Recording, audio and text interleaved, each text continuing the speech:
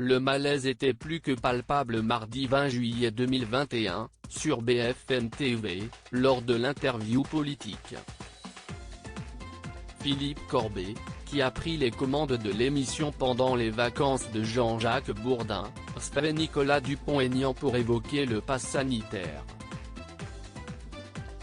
En effet, depuis les annonces d'Emmanuel Macron de le rendre obligatoire à l'entrée de plusieurs lieux de vie comme les cinémas ou les restaurants, le président de Debout la France ne cache pas son opposition. Pour lui, étendre le pass sanitaire, s'y est y rendre la vaccination obligatoire. Sa ligne de conduite est de faire vacciner les personnes les plus fragiles et à risque mais de ne pas contraindre ceux qui ne le sont pas. Ainsi, il était présent dans la manifestation parisienne contre le pass sanitaire, dimanche 18 juillet 2021. Durant cette manifestation, certains ont jugé bon de porter une étoile jaune, signe pour reconnaître les Juifs lors de la Seconde Guerre mondiale.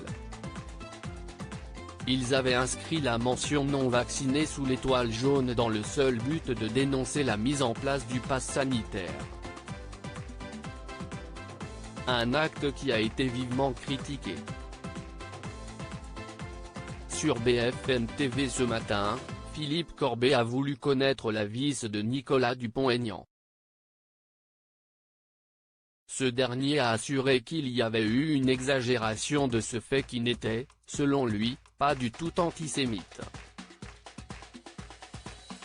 C'était une exagération ridicule, scandaleuse, sur la mesure discriminatoire du gouvernement qui classait les Français, a ainsi le député.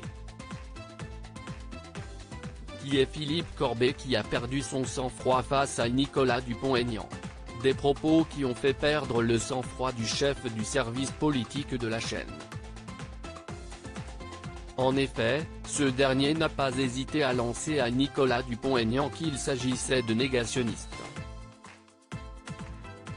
C'était nier le martyr de la Shoah, et ça m'a révolté, s'est ensuite défendu Nicolas Dupont-Aignan, qui n'a pas cessé de couper l'intervention du journaliste qui tentait de lui faire part du témoignage de Joseph Sezouar, un rescapé de la rafle du Veldiv.